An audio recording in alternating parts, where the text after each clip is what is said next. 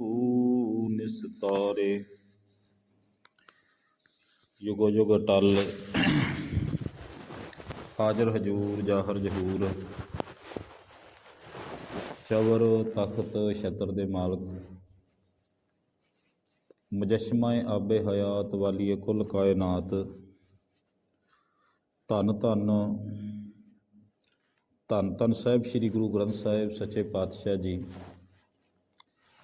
आप जी दे पावन चरनां दे विच हाजिर गुरु प्यारे गुरु सवारे खालसा जी सतसंगी जनों आओ जिन्ना क समा गुर चरनां दे विच जुड़ करके बैठना है गुर चरनां दे नाल सांझ पाइए इक्को वार कहण ते दिओ असीस सारे बोलो जी वाहिगुरू जी का खालसा वाहिगुरू जी की फतेह। नासिरो मंसूर गुरु गोबिंद सिंह एज दी मंजूर गुरु गोबिंद सिंह हक राह गंजूर गुरु गोबिंद सिंह फैज़ जुमला नूर गुरु गोबिंद सिंह जिन्हां दा कोई सहायक ना होवे उन्हां दी सहायता करन वाला उन्हां दी रखिया करन वाला गुरु गोबिंद सिंह एज दी मंजूर उस रब्बी दरगाह तो परवानिया होया धन गुरु गोबिंद सिंह फैज़ जुमला नूर गुरु गोबिंद सिंह उस अकाल पुरख एक दा रूप एक दा नूर कलगीधर पातशाह हक राह गंजूर गुरु गोबिंद सिंह बंदगी दा खजाना गुरु गोबिंद सिंह धन गुरु गोबिंद सिंह सच्चे पातशाह नूं चेते कर रहे हाँ याद कर रहे हाँ। सतगुरु पातशाह दे पावन प्रकाश उत्सव समुचे विश्व दे विच मनाए जा रहे ने सतगुरां नूं याद किया जा रहा है। धन गुरु गोबिंद सिंह सच्चे पातशाह दी जदों असीं जीवन यापन वल ध्यान दिंदे तां साहिब पातशाह दा जीवन विशेष रूप में जिथों जीवन की प्रारंभता हुंदी है वो गुरु नानक साहिब पातशाह तो ही इस सिद्धांत की आरंभता हो गई। सतगुरु पातशाह ने जदों अपने जीवन का प्रथम संघर्ष प्रारंभ किया जदों वेई दे प्रवेश तो उपरंत सतगुरु पातशाह जी बाहर आउंदे ने आके सतगुरु कबर गाह दे विच बैठते हैं। सब तो पहला एक शमशान दे विच बैठते ने उत्थे लोग समेत दौलत खां जिहड़ा उस वक्त का नवाब सी वो मिलण वास्ते सतगुरां नूं पहुँचदे तो उन्होंने एक सवाल किया भी 3 दिन हो गए ने असीं तुहानूं लभ रहे हाँ तुहानूं भाल रहे हाँ उपरंत समा यह हैगा भी तुसीं तीजे दिनों बाहर आए हो वेई दे विचों ते तुसीं कबरां दे विच बैठ गए हो। तो सतगुरां ने उत्थे प्रथम जिहड़ी गल उहदे नाल कीती सी कि देखो जिहड़ी गल मैं कहनी है जिहड़ा सच मेरे घर दे विचों बोलिया जाना है उस तो उपरंत मैनू जिहड़ा हैगा वो मौत का रस्ता चुनना पैना है कबरगाहां का सामना करना पैना। इस करके मैं जीवन की आरंभता ही उत्थों करदा इस सिद्धांत की आरंभता ही इत्थों करदा कि जाओ तो प्रेम खेलन का चाओ सिर तर तली गली मेरी आओ। सतगुरु गुरु नानक साहिब पातशाह नूं जदों तुसीं देखोगे तो उन्होंने अपना सारा जीवन इसे सिद्धांत के उत्ते ही बशर किया। उपरंत गुरु अंगद देव साहिब पातशाह के जीवन के जदों तुसीं देखोगे कि हमायूं वर्गा बादशाह सतगुरां उत्ते तलवार दे नाल वार करन लगदा तो सतगुरु पातशाह उत्थे भी घबराउंदे नहीं। तीजे गुरु गुरु अमरदास साहिब पातशाह तिन्हां ने अपने जीवन की बहुत सख्त घालना दे नाल सानू इस पंथ के उत्ते अडिग अते अडोल रखिया। गुरु रामदास पातशाह तो बाद गुरु अर्जन देव साहिब पिता ने आप तत्ती तवी ते बह के इन्हां जुल्मां दा सामना किया। गुरु हरगोबिंद साहिब पातशाह ने सानू रिटैलीएशन सानू विद्रोह किमें करना है किमें लड़ना है ये सिखाया। 4 जंगां लड़ियां ते इस धरती दे उत्ते हाकम धिर दे नाल सतगुरां दी जिहड़ी लड़ाई सी वो पहली एक लड़ाई सी गुरु हरगोबिंद साहिब पातशाह की जिस विच हाकम धिर दे नाल आम लोगों का एक हजूम आम घरां दे विचों उठे हुए लोगों ने टक्कर लई। तो जिहड़ी पहली लड़ाई हुंदी है ਇਸ ਵਿੱਚ ਸਤਿਗੁਰਾਂ ਦੇ ਕੋਲ ਲਗਭਗ ਜਿਹੜੀ ਨਫਰੀ ਹੈ ਉਹ 5000 ਦੀ ਹੈ ਤੇ ਦੂਜੇ ਪਾਸੇ 90000 ਦੀ ਫੌਜ ਦੇ ਨਾਲ ਟੱਕਰਾ। 4 ਲੜਾਈਆਂ ਗੁਰੂ ਹਰਗੋਬਿੰਦ ਸਾਹਿਬ ਪਾਤਸ਼ਾਹ ਨੇ ਲੜੀਆਂ, ਹਾਲਾਂਕਿ ਸਿੱਧੀਆਂ ਬਾਦਸ਼ਾਹ ਨਾਲ ਨਹੀਂ, ਪਰ ਬਾਦਸ਼ਾਹ ਦੀ ਸੂਬੇਦਾਰਾਂ ਦੇ ਨਾਲ ਇਹ ਲੜਾਈਆਂ ਲੜੀਆਂ ਗਈਆਂ। ਗੁਰੂ ਹਰਿਰਾਏ ਸਾਹਿਬ ਪਾਤਸ਼ਾਹ ਨੇ 7ਵੇਂ ਸਤਿਗੁਰਾਂ ਨੇ ਘੋੜਸਵਾਰ ਵੀ ਰੱਖੇ, ਤਾਕਤ ਵੀ ਸੀ, ਪਰ ਫਿਰ ਵੀ ਇੱਕ ਵੀ ਲੜਾਈ ਨਹੀਂ ਲੜੀ। ਸਾਨੂੰ ਇਹ ਦੱਸਿਆ ਕਿ ਧਰਤੀ ਦੀ ਕੰਡ ਤੇ ਲੋਕ ਇਕੱਲਾ ਹਥਿਆਰ ਚੱਕ ਕੇ ਦੂਜਿਆਂ ਤੇ ਜ਼ੁਲਮ ਹੀ ਕਰਦੇ ਨੇ, ਪਰ ਮਨੁੱਖ ਦਾ ਅਸਲ ਮੰਤਵ ਹੈ ਕਿ ਹਥਿਆਰ ਲੋੜ ਤੋਂ ਬਿਨਾਂ ਨਹੀਂ ਵਰਤਣਾ। ਸ਼ਸਤਰ ਦੀ ਵਰਤੋਂ ਉੱਥੇ ਕਰਨੀ ਜਿੱਥੇ ਸ਼ਸਤਰ ਦੀ ਲੋੜ ਹੈ। ਗੁਰੂ ਹਰਕ੍ਰਿਸ਼ਨ ਸਾਹਿਬ ਪਾਤਸ਼ਾਹ 3 ਵਰ੍ਹੇ ਦੀ ਆਰਬਲਾ ਜਿਹੜੀ ਹੈ ਉਹਨਾਂ ਦੀ ਗੁਰਤਾ ਗੱਦੀ ਤੇ ਬਸ਼ਰ ਹੋਈ। 9ਵੇਂ ਸਤਿਗੁਰੂ ਗੁਰੂ ਤੇਗ ਬਹਾਦਰ ਸਾਹਿਬ ਪਾਤਸ਼ਾਹ ਗੁਰਤਾ ਗੱਦੀ ਦੇ ਉੱਪਰ 11 ਵਰ੍ਹੇ ਬਿਰਾਜਮਾਨ ਰਹਿੰਦੇ। ਧੰਨ ਗੁਰੂ ਗੋਬਿੰਦ ਸਿੰਘ ਸੱਚੇ ਪਾਤਸ਼ਾਹ ਦਾ ਪ੍ਰਕਾਸ਼ ਪਟਨਾ ਸਾਹਿਬ ਦੀ ਧਰਤੀ ਤੇ 9ਵੇਂ ਗੁਰੂ ਧੰਨ ਗੁਰੂ ਤੇਗ ਬਹਾਦਰ ਸਾਹਿਬ ਪਾਤਸ਼ਾਹ ਦੇ ਘਰ ਵਿੱਚ ਹੋਇਆ।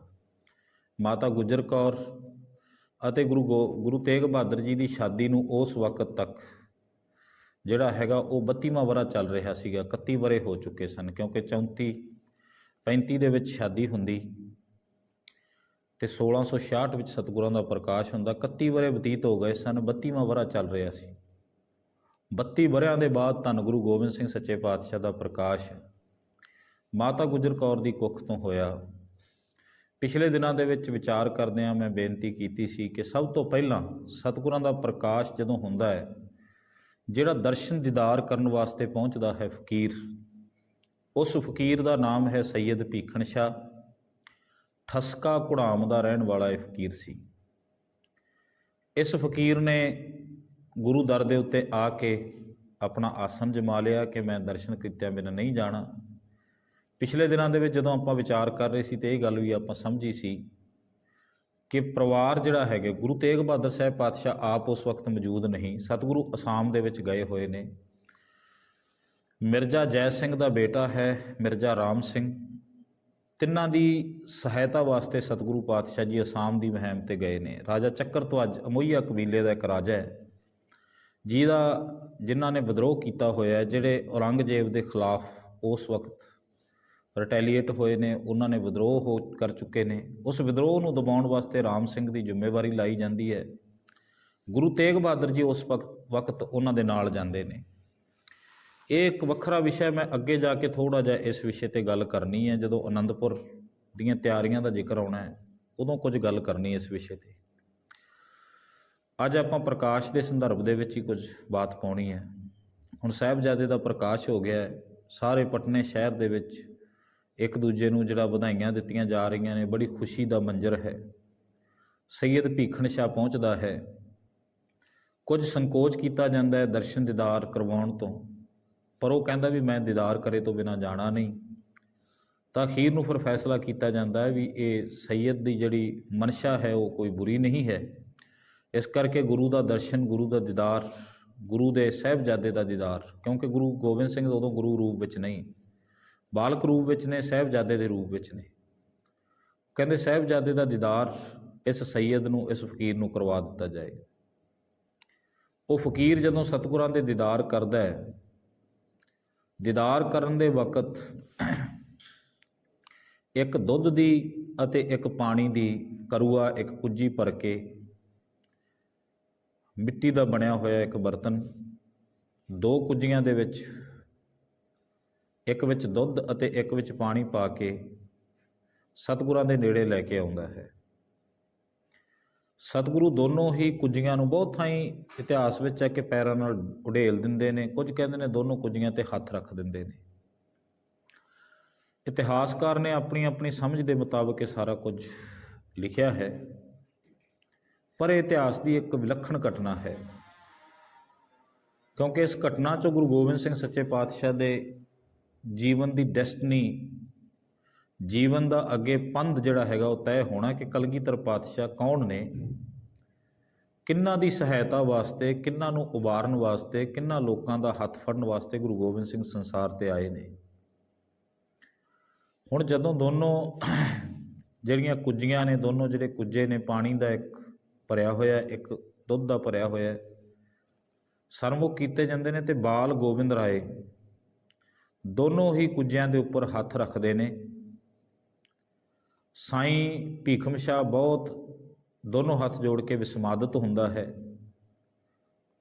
ਅਤੇ ਬੜੇ ਹੀ ਆਨੰਦ ਵਿੱਚ ਕਹਿੰਦਾ ਹੈ ਕਿ ਮੈਂ ਜੋ ਸੋਚ ਰਿਹਾ ਸੀ ਇਹ ਬਿਲਕੁਲ ਸੱਚ ਉਹੀ ਹੈ। ਇਹ ਇਲਾਹੀ ਨੂਰ ਹੈ, ਇਹ ਵਿਤਕਰਿਆਂ ਨੂੰ ਮਿਟਾਉਣ ਵਾਸਤੇ ਆਇਆ ਹੈ।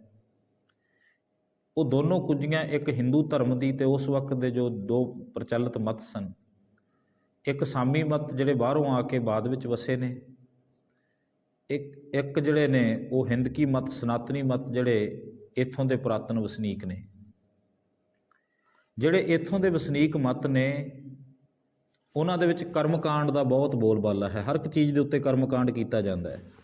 ਬਾਹਰੀ ਕਰਮਕਾਂਡਾਂ ਨੂੰ ਤਰਜੀਹ ਦਿੱਤੀ ਜਾਂਦੀ ਹੈ, ਬਾਹਰੀ ਦਿਖਾਵੇ ਨੂੰ ਤਰਜੀਹ ਦਿੱਤੀ ਜਾਂਦੀ ਹੈ। ਜਿਸ ਤਰ੍ਹਾਂ ਇੰਟਲੈਕਚੁਅਲੀ ਜਿਹੜਾ ਹੈਗਾ ਉਹ ਉਸ ਪੱਧਰ 'ਤੇ ਨਹੀਂ ਜਿਹੜਾ ਬਾਹਰੀ ਭੇਖ ਦੇ ਉੱਤੇ ਜਿੰਨਾ ਧਿਆਨ ਦਿੱਤਾ ਗਿਆ। ਇੱਥੇ ਸਭ ਤੋਂ ਵੱਧ ਜੇਕਰ ਭੇਖ ਦੀ ਗੱਲ ਕੀਤੀ ਜਾਂਦੀ ਤਾਂ ਹਿੰਦੁਸਤਾਨ ਵਿੱਚ ਹੈ। ਵੱਖੋ ਵੱਖਰੇ ਭੇਖ ਨੇ। ਜਪਜੀ ਸਾਹਿਬ ਦੀ ਬਾਣੀ ਦੇ ਵਿੱਚੋਂ ਪੜ੍ਹ ਲਓ, ਸਤਿਗੁਰੂ ਪਾਤਸ਼ਾਹ ਜਿੱਥੇ ਜ਼ਿਕਰ ਕਰਦੇ ਨੇ ਕਿ ਆਈ ਪੰਥੀ ਸਗਲ ਜਮਾਤੀ ਮਨ ਜੀਤੈ ਜਗਜੀਤ। ਹੁਣ ਆਈ ਪੰਥੀ ਜਦੋਂ ਜ਼ਿਕਰ ਕੀਤਾ ਜਾਂਦਾ, ਸਗਲ ਜਮਾਤੀ ਦਾ ਜਦੋਂ ਜ਼ਿਕਰ ਹੁੰਦਾ ਤਾਂ ਇਹਦਾ ਸਿੱਧਾ ਜਿਹਾ ਭਾਵ ਹੈ 12 ਜਮਾਤਾਂ ਸਨ ਜੋਗੀਆਂ ਦੀਆਂ ਤੇ 12 ਦੇ ਵੱਖੋ ਵੱਖਰੇ ਭੇਖ ਸਨ। ਜੈਨੀਆਂ ਦੇ ਵਿੱਚ 2 ਜਮਾਤਾਂ ਨੇ, ਪਿਤੰਬਰ ਹੈ, ਸ਼ਵੇਤਾਂਬਰ ਹੈ, ਅਲੱਗ-ਅਲੱਗ ਦੋਨਾਂ ਦੇ ਭੇਖ ਨੇ। ਬੋਧੀਆਂ ਦੇ ਵਿੱਚ ਵੱਖੋ ਵੱਖਰੇ ਭੇਖ ਨੇ। ਅਲੱਗ-ਅਲੱਗ ਭੇਖਾਂ ਦੇ ਵਿੱਚ ਇੱਥੇ ਦੁਨੀਆ ਵਿਚਰਦੀ ਸੀ ਤੇ ਉਹਨਾਂ ਦੇ ਭੇਖਾਂ ਨੂੰ ਵੀ ਬਾਹਰੋਂ, ਜਿਸ ਤਰ੍ਹਾਂ ਬਾਬਾ ਕਬੀਰ ਸਾਹਿਬ ਵੀ ਬਾਣੀ ਵਿੱਚ ਕਈ ਥਾਂ ਜ਼ਿਕਰ ਕਰਦੇ ਨੇ। ਉਹ ਕਹਿੰਦੇ ਨੇ ਕਬੀਰ ਵੈਸ਼ਨੂ ਹੁਆ ਤਾਂ ਕਿਆ ਭਇਆ ਮਾਲਾ ਮੇਲਨੀ ਚਾਰ, ਬਾਹਰ ਕੰਚਨ ਬਾਹਰ ਭੀਤਰ ਭਰੀ ਭੰਗਾਰ। 4 ਤਰ੍ਹਾਂ ਦੀਆਂ ਮਾਲਾਂ ਪਹਿਨਣੀਆਂ ਵੈਸ਼ਨਵ ਦੀ ਨਿਸ਼ਾਨੀ ਸੀ। ਉਸ ਤਰ੍ਹਾਂ ਦੇ ਕੱਪੜੇ ਪਹਿਨਣੇ।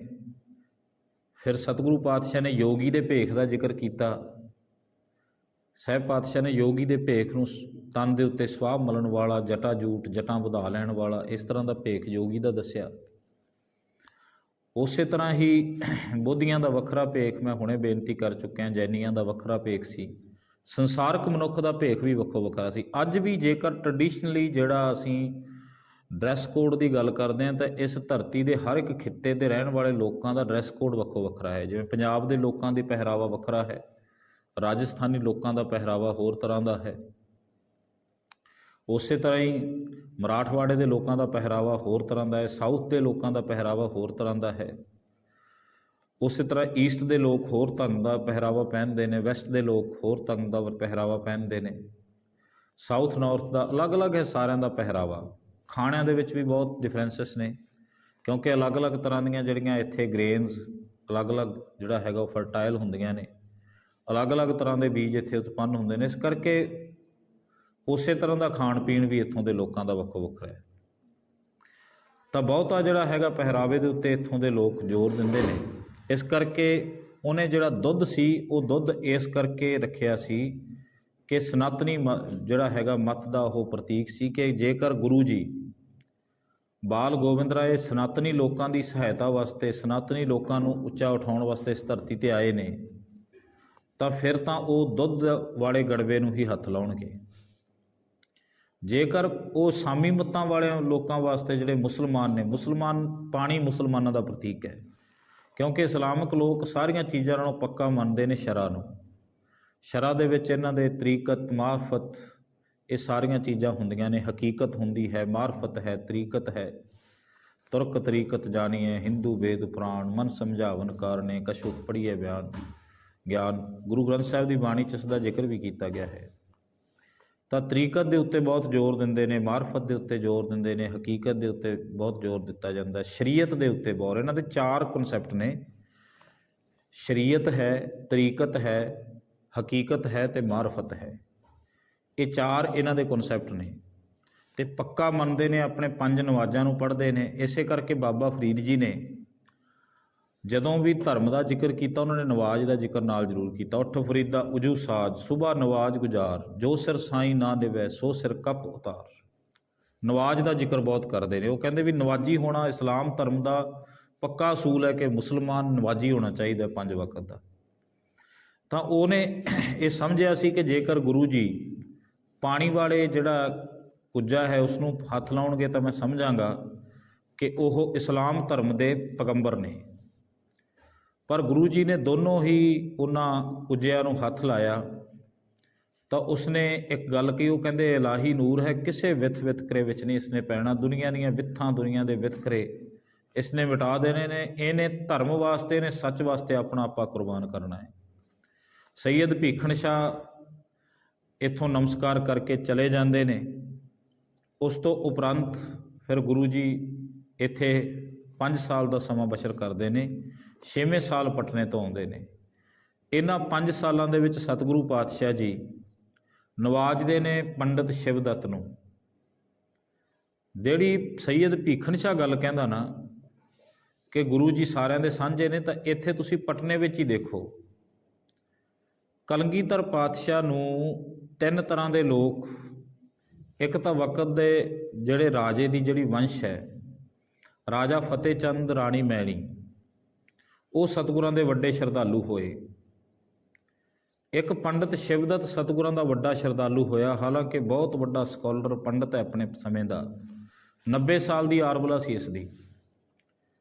ਸਤਿਗੁਰਾਂ ਦੇ ਵਿੱਚੋਂ ਉਸਨੇ ਰਾਮ ਦੇ, ਉਸਨੇ ਸਤਿਗੁਰਾਂ ਦੇ ਵਿੱਚੋਂ ਸ਼ਾਮ ਦੇ ਦਰਸ਼ਨ ਉਸਨੇ ਕੀਤੇ ਬਾਲ ਗੋਬਿੰਦ ਰਾਏ ਚੋਂ। ਰਾਣੀ ਮੈਣੀ ਬਾਲ ਗੋਬਿੰਦ ਰਾਏ ਦੇ ਵਿੱਚੋਂ ਆਪਣਾ ਪੁੱਤਰ ਲੱਭ ਲੈਂਦੀ ਹੈ। ਰਾਣੀ ਮੈਣੀ ਪੁੱਤਰ ਦੇ ਰੂਪ ਵਿੱਚ ਦੇਖਦੀ ਉਹਨਾਂ ਨੂੰ। ਪੰਡਿਤ ਸ਼ਿਵਦੱਤ ਤੋਂ ਬਾਅਦ 2 ਨਵਾਬ ਹੋਏ ਨੇ ਉੱਥੇ। ਇੱਕ ਦਾ ਨਾਮ ਕਰੀਮ ਬਖਸ਼ ਹੈ, ਇੱਕ ਦਾ ਨਾਮ ਰਹੀਮ ਬਖਸ਼ ਹੈ। ਪਟਨਾ ਸਾਹਿਬ ਦੀ ਧਰਤੀ ਦੇ ਜਿਹੜੇ ਉਸ ਵਕਤ ਦੇ ਸ਼ਾਸਕ ਸਨ, ਜਿਹੜੇ ਉਸ ਵਕਤ ਗਵਰਨਰ ਸਨ ਉੱਥੋਂ ਦੇ, ਉਹ ਵੀ ਸਤਿਗੁਰਾਂ ਦੇ ਸ਼ਰਧਾਲੂ ਹੋਏ ਤੇ ਉਹਨਾਂ ਨੇ 2 ਬਾਗ ਗੁਰੂ ਸਾਹਿਬ ਦੇ ਨਾਮ ਦੇ ਉੱਤੇ ਭੇਟ ਕੀਤੇ। ਅੱਜ ਵੀ ਗੁਰੂ ਕੇ ਬਾਗ ਨਾਂ ਦਾ ਇੱਕ ਸਥਾਨ ਉੱਥੇ ਮੌਜੂਦ ਹੈ। ਪਟਨਾ ਸਾਹਿਬ ਜਦੋਂ ਵੀ ਕੋਈ ਦਰਸ਼ਨ ਦੀਦਾਰ ਕਰਨ ਜਾਵੇ ਤਾਂ ਗੁਰੂ ਕੇ ਬਾਗ ਨੂੰ ਜਦੋਂ ਅਸੀਂ ਦੇਖਦੇ ਹਾਂ, ਕਰੀਮ ਬਖਸ਼ ਤੇ ਰਹੀਮ ਬਖਸ਼ ਉਹਨਾਂ ਨੇ ਸਤਿਗੁਰਾਂ ਨੂੰ ਭੇਂਟ ਕੀਤਾ ਹੈ। ਤਾਂ ਤੁਸੀਂ ਇੱਕ ਚੀਜ਼ ਨੂੰ ਜਿਹੜਾ ਗੌਰ ਨਾਲ ਦੇਖੋਗੇ ਕਿ ਬਚਪਨ ਤੋਂ, ਜਿਸ ਤਰ੍ਹਾਂ ਰਹਿਮਨ ਜੀ ਕਹਿੰਦੇ ਨੇ ਨਾ ਕਿ ਹੋਣਹਾਰ ਬਿਰਵਾਨ ਕੇ ਹੋਤ ਚੀਕਨੇ ਪਾਤ, ਉਹ ਕਹਿੰਦੇ ਜਿਹੜਾ ਕਿਸੇ ਦੀ ਜਿਹੜੀ ਡੈਸਟਨੀ ਹੈਗੀ ਹੈ, ਉਸ ਦਾ ਉਹਦੇ ਡੈਸਟੀਨੇਸ਼ਨ, ਉਹਨੇ ਕਿਹੜੇ ਨਿਸ਼ਾਨੇ ਨੂੰ ਚੁਣਨਾ, ਉਹਦੀ ਡੈਸਟਨੀ ਤੋਂ ਪਤਾ ਲੱਗ ਜਾਂਦਾ ਹੈ। ਤਾਂ ਸਤਿਗੁਰਾਂ ਦੇ ਸ਼ਰਧਾਲੂ ਉੱਧਰੋਂ ਪੰਡਿਤ ਸ਼ਿਵਦੱਤ ਤੇ ਕਰੀਮ ਬਖਸ਼ ਤੇ ਰਹੀਮ ਬਖਸ਼ ਨੇ। ਕਰੀਮ ਬਖਸ਼ ਤੇ ਰਹੀਮ ਬਖਸ਼ ਕੌਣ ਨੇ? ਮੁਸਲਮਾਨ।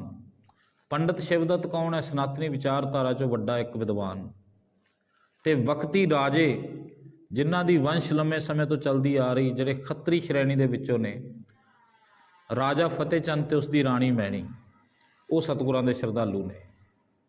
ਸਤਿਗੁਰੂ ਇੱਥੇ ਅਨੇਕਾਂ ਕੌਤਕ ਖੇਡਦੇ ਨੇ। ਉਹ ਸਾਰੇ ਕੌਤਕ ਕੱਲ੍ਹ ਨੂੰ ਮੈਂ ਸਾਂਝ ਪਾਵਾਂਗਾ, ਜਿੰਨਾ ਕੁ ਮੇਰੇ ਕੋਲ ਸਮਾਂ ਹੋ ਸਕਿਆ। ਕੱਲ੍ਹ ਨੂੰ ਸੰਗਰਾਂਦ ਦਾ ਵੀ ਦਿਹਾੜਾ ਹੈ,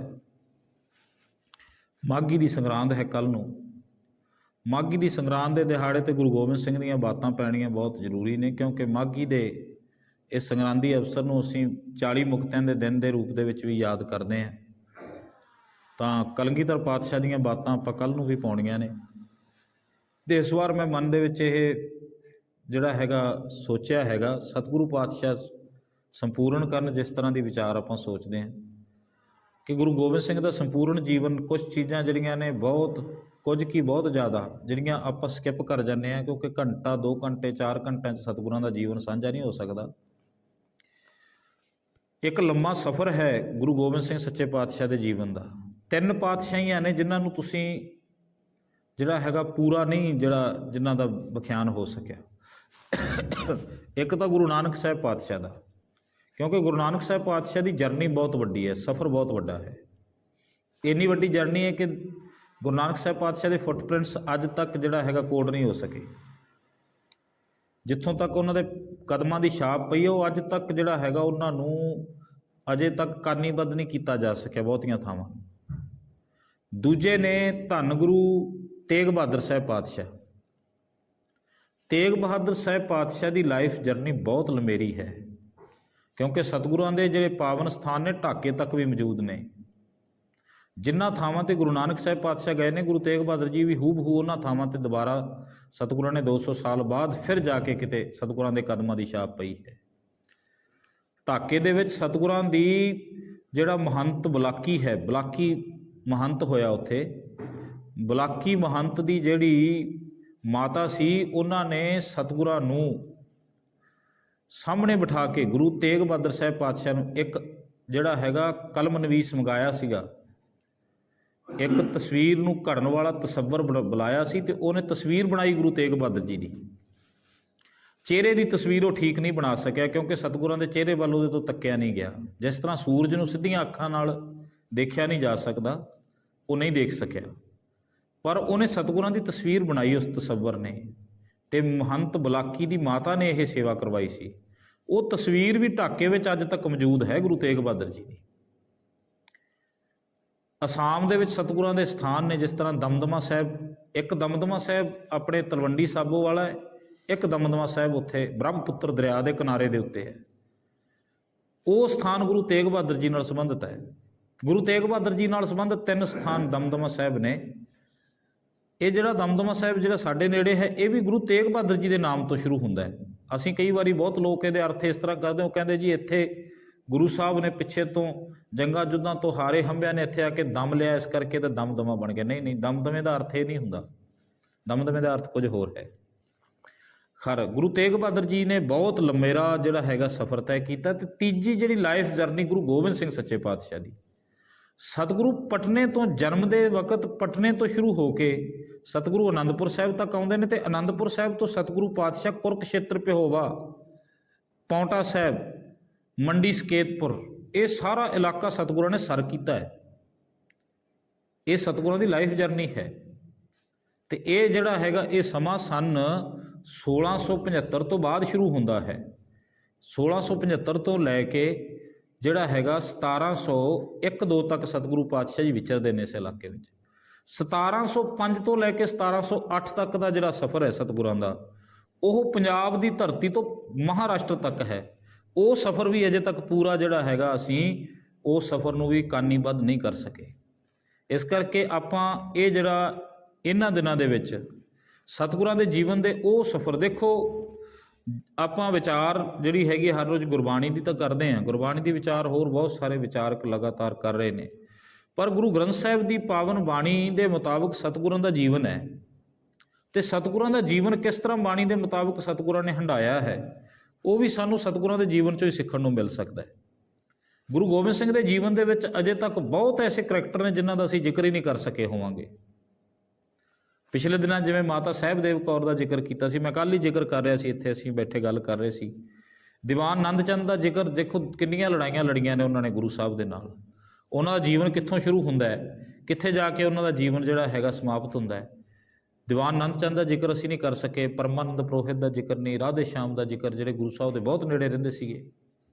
ਸਤਿਗੁਰਾਂ ਦੇ ਵਿਰੋਧਤਾ ਦੇ ਵਿੱਚ ਜਿਵੇਂ ਰਾਜਾ ਕੇਸਰੀ ਚੰਦ ਹੈਗਾ, ਰਾਜਾ ਭੀਮ ਚੰਦ ਹੈਗਾ, ਅਜਮੇਰ ਚੰਦ ਹੈਗਾ, ਫਤਿਹ ਚੰਦ ਹੈਗਾ, ਰਾਜਾ ਫਤਿਹ ਚੰਦ ਗੜਵਾਲ ਦਾ, ਸ਼੍ਰੀਨਗਰ ਦਾ ਰਾਜਾ ਸੀ ਇਹ ਫਤਿਹ ਚੰਦ। ਇਹਨਾਂ ਦਾ ਆਪਾਂ ਜ਼ਿਕਰ ਨਹੀਂ ਕਰ ਸਕੇ। ਕਹਿਲੂਰ ਦੇ ਰਾਜਿਆਂ ਦਾ, ਬਿਲਾਸਪੁਰ, ਇਹਨਾਂ ਰਿਆਸਤਾਂ ਦਾ ਕਿੱਥੇ ਜ਼ਿਕਰ ਹੋਇਆ ਹਜੇ ਤੱਕ। ਫਿਰ ਜਿਹੜੇ ਪਠਾਨ ਸਤਿਗੁਰਾਂ ਦੇ ਨਾਲ ਲੜਨ ਵਾਸਤੇ ਆਉਂਦੇ ਨੇ, ਆਪਣੇ ਆਪ ਨੂੰ ਕਹਿੰਦੇ ਕਹਾਉਂਦੇ ਪਠਾਨ, ਸਤਿਗੁਰਾਂ ਨਾਲ ਉਹਨਾਂ ਦਾ ਸਾਹਮਣਾ ਹੁੰਦਾ ਹੈ, ਤਾਂ ਕਿਸ ਤਰ੍ਹਾਂ ਦਾ ਜਿਹੜਾ ਹੈਗਾ ਉਹਨਾਂ ਦਾ ਹਾਵ ਪ੍ਰਭਾਵ ਉਹਨਾਂ 'ਤੇ ਗੁਰੂ ਸਾਹਿਬ ਦਾ ਪੈਂਦਾ ਤੇ ਉਹਨਾਂ ਦਾ ਪ੍ਰਭਾਵ ਸਤਿਗੁਰਾਂ 'ਤੇ ਕੀ ਹੈ, ਇਹ ਗੱਲਾਂ ਵੀ ਅਜੇ ਤੱਕ ਆਪਾਂ ਨਹੀਂ ਕਰ ਸਕੇ। ਚਾਰੋਂ ਸਾਹਿਬਜ਼ਾਦਿਆਂ ਦੇ ਪ੍ਰਕਾਸ਼ ਦੇ ਵਕਤ ਕਿਸ ਤਰ੍ਹਾਂ ਦੀ, ਜਨਮ ਦੇ ਵਕਤ ਕਿਸ ਤਰ੍ਹਾਂ ਦੀ ਸਥਿਤੀ ਸੀ। ਸਤਿਗੁਰਾਂ ਨੇ ਕਿੰਨੀਆਂ ਲੜਾਈਆਂ ਆਨੰਦਪੁਰ ਦੀਆਂ ਲੜਾਈਆਂ ਤੋਂ ਪਹਿਲਾਂ ਲੜੀਆਂ ਨੇ, ਤੇ ਇਕੱਲੇ ਆਨੰਦਪੁਰ ਸਾਹਿਬ 'ਚ ਕਿੰਨੀਆਂ ਲੜਾਈਆਂ ਹੋ ਗਈਆਂ ਨੇ। ਚਮਕੌਰ ਦੀ ਗੜੀ ਦੇ ਵਿੱਚ ਅੱਜ ਤੱਕ ਅਸੀਂ ਪੜ੍ਹਦੇ ਹਾਂ ਵੀ 40 ਸਿੰਘਾਂ ਦਾ ਜਿਹੜਾ ਜਥਾ ਸੀਗਾ ਸਤਿਗੁਰਾਂ ਦੇ ਨਾਲ ਤੇ ਘੇਰਾ ਪਿਆ ਸੀ, ਪਰ ਆਪ ਨੂੰ ਪਤਾ ਹੋਵੇ ਚਮਕੌਰ ਦੀ ਗੜੀ 'ਚ ਸਤਿਗੁਰੂ 2 ਵਾਰੀ ਲੜ ਚੁੱਕੇ ਨੇ। ਇਸ ਤੋਂ ਪਹਿਲਾਂ ਵੀ ਸਤਿਗੁਰੂ ਚਮਕੌਰ ਦੀ ਗੜੀ ਵਿੱਚ ਲੜ ਕੇ ਗਏ ਨੇ। ਇੱਕ ਲੜਾਈ ਇਸ ਤੋਂ ਪਹਿਲਾਂ ਹੋਈ ਚਮਕੌਰ ਦੀ ਗੜੀ 'ਚ, ਉਸ ਵਕਤ 10,000 ਦੀ ਨਫਰੀ ਨੇ ਸਤਿਗੁਰਾਂ ਨੂੰ ਘੇਰਾ ਪਾਇਆ ਸੀ, ਤੇ ਉਸ ਵਕਤ ਵੀ ਇਹ ਬੜਾ ਗਹਿ ਗੱਚ ਮੁਕਾਬਲਾ ਸੀ। ਇਹਦੇ ਵਿੱਚ ਵੀ ਬੜੇ ਵੱਡੇ ਪਠਾਣਾਂ ਦੇ ਨਾਲ ਸਤਿਗੁਰਾਂ ਦਾ ਮੁਕਾਬਲਾ ਹੋਇਆ। ਉਹ ਮੁਕਾਬਲਾ ਕਦੋਂ ਹੋਇਆ, ਇਹ ਬੜੀਆਂ ਜਿਹੜੀਆਂ ਚੀਜ਼ਾਂ ਨੇ ਅਜੇ ਤੱਕ ਅਸੀਂ ਛੱਡ ਚੁੱਕੇ ਹਾਂ। ਅਸੀਂ ਕੇਵਲ ਪ੍ਰਕਾਸ਼ ਦਾ ਵਕਤ ਜਾਂ ਪਟਨੇ ਦਾ ਜ਼ਿਕਰ ਕਰਦੇ ਹਾਂ, ਜਾਂ ਚਮਕੌਰ ਦੀ ਗੜੀ ਜਾਂ ਸਰਹੰਦ ਦੀਆਂ ਨੀਹਾਂ ਦਾ ਜ਼ਿਕਰ ਕਰਦੇ ਹਾਂ। ਵਿਚਕਾਰਲਾ ਜੀਵਨ ਅਜੇ ਤੱਕ ਅਸੀਂ ਸਾਂਝਾ ਨਹੀਂ ਕੀਤਾ। ਤਾਂ ਮਨ ਦੀ ਖੁਆਇਸ਼ ਹੈ ਕਿ ਵਿਚਕਾਰ ਦੇ ਜੀਵਨ ਦੀਆਂ ਕੁਝ ਬਾਤਾਂ ਪਾਈਆਂ ਜਾ ਸਕਣ। ਸਤਿਗੁਰੂ ਆਪ ਕਰਵਾ ਲੈਣ, ਕਿਉਂਕਿ ਆਪਣੀ ਕੋਈ ਪਾਇਆ ਨਹੀਂ, ਆਪਣੀ ਕੋਈ ਤਾਕਤ ਨਹੀਂ ਆਪਾਂ ਕੁਝ ਕਹਿ ਸਕੀਏ, ਸੁਣ ਸਕੀਏ। ਸਤਿਗੁਰੂ ਸੁਣਨ ਦੀ ਸਮਰੱਥਾ ਤੇ ਕਹਿਣ ਦੀ ਸਮਰੱਥਾ ਬਖਸ਼ਦੇ ਰਹਿਣ। ਆਪਾਂ ਗੁਰਚਰਨਾਂ ਵਿੱਚ ਜੁੜੇ ਰਹੀਏ, ਕਿਉਂਕਿ ਜਦੋਂ ਹੀ ਸਤਿਗੁਰਾਂ ਦੀ ਜੀਵਨੀ ਸਮਾਪਤ ਜਿਹੜਾ ਹੈਗਾ ਜੀਵਨੀ ਨੂੰ ਆਪਾਂ ਵਾਈਂਡ ਅਪ ਕਰਾਂਗੇ। ਅੱਗੇ ਬਾਬਾ ਰਵਿਦਾਸ ਜੀ ਦੇ ਜੀਵਨ ਦੇ ਉੱਤੇ ਵੀ ਕੁਝ ਬਾਤਾਂ ਪਾਉਣੀਆਂ ਫਿਰ ਆਪਾਂ, ਕਿਉਂਕਿ ਉਹਨਾਂ ਦਾ ਵੀ ਪ੍ਰਕਾਸ਼ ਦਿਹਾੜਾ ਨੇੜੇ ਹੀ ਆ ਰਿਹਾ ਹੈਗਾ, ਤਾਂ ਉਹਨਾਂ ਦਾ ਦਿਹਾੜਾ ਵੀ ਆਪਾਂ ਉਸੇ ਧੂਮਧਾਮ ਦੇ ਨਾਲ ਹਰ ਸਾਲ ਹੀ ਮਨਾਉਂਦੇ ਆ, ਤਾਂ ਮਨਾਉਣਾ। ਅਗਲੇ ਫਰਵਰੀ ਦੇ ਮਹੀਨੇ ਵਿੱਚ ਉਹ ਸਾਰੀਆਂ ਬਾਤਾਂ ਪੈਣੀਆਂ ਨੇ। ਜਨਵਰੀ ਦਾ ਮਹੀਨਾ ਆਪਾਂ ਗੁਰੂ ਗੋਬਿੰਦ ਸਿੰਘ ਸੱਚੇ ਪਾਤਸ਼ਾਹ ਨੂੰ ਯਾਦ ਕਰਾਂਗੇ। ਇਹ ਸਾਰਾ ਮਾਘ ਦਾ ਮਹੀਨਾ। ਸੋ ਫਤਿਹ ਦੀ ਸਾਂਝ ਪਾਈਏ। ਇੱਕੋ ਵਾਰ ਕਹਿਣ 'ਤੇ ਸਾਰੇ ਬੋਲੋ ਵਾਹਿਗੁਰੂ।